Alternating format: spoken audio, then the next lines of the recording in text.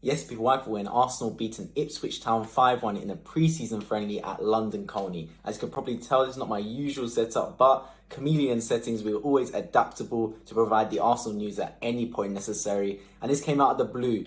Beating Ipswich 5-1, our first pre-season friendly. Boys actually only went back to training yesterday on July the 1st, and we already got a game under our belt. And a few decent first team players actually played as well. It was a good rotation, a good mix of academy and first team players, and it was good to get a game under our belt before we go to America for our pre-season games ahead of an earlier start this season due to the World Cup in Qatar in November, December. The Premier League season starts on August the 5th, I believe. Arsenal, the first game, once again, just like last season, against Crystal Palace. So it's good to get a good opening game under our belt, a 5-1 victory. As always, if you're new and if you enjoy Arsenal and football-related content, please be sure to subscribe down below. I'm here to provide all the Arsenal news, and even though I'm not in my usual setup, I'm still able to provide the Arsenal scores as per usual.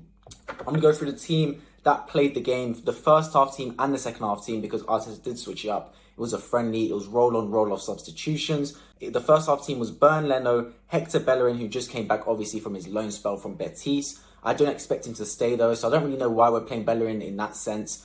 I expect him to go back out to another team, probably permanently, whether it is Betis or a team in Italy, for example. I'm not entirely sure, but I do not expect the guy to stay at Arsenal. We had Ben White play, Pablo Mari, another player I expect to leave, Pablo Mari. Cedric, Thomas Partey, good to see him back. We missed him. He was vital to us before he got injured.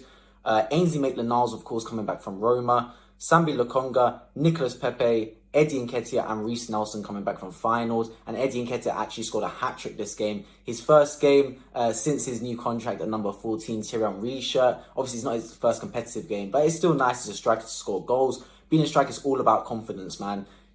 No matter who it's against, you do want to score, because once you score a couple, you can see the goals flowing in. You don't want to be a striker that doesn't score any goals, no matter what type of game it is, because it's a very confidence-driven position on the football pitch. The second half team then, a lot of rotations. Okonkwo, Real Waters, Alex Kirk, Zach Orr, Lino Sousa, Matt Smith, Salah, Charlie Patino, Omari Hutchinson, Folarin Balogun, and Marcelo Flores. So basically an academy team to the second half.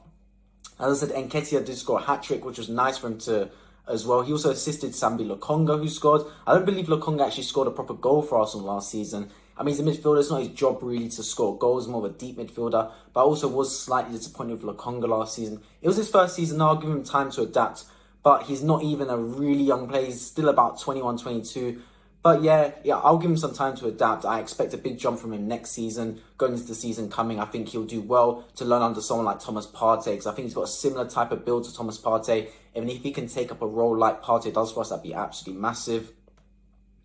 And then following Balogun, our other striker, got in the act in the second half. We've got two good young strikers, Nketiah and Balogun. Balogun, of course, re-signed as well as Nketiah. It's interesting to see who will actually lead the line for us. I'm guessing it's going to be Nketiah, but then what's up with Balogun then? Because I think the only reason Balogun re-signed is because he was promised some type of game time. So I don't know whether it's going to happen that Nketiah gets the Europa League games because Gabriel Jesus gets the Premier League games. And of course, that means Balogun's getting the Carabao Cup games, for example. Maybe the mixture is like that. Either way, it's nice to see both our strikers get on the score sheet. And we're just waiting now for Arsenal to announce Gabriel Jesus, our new number 9.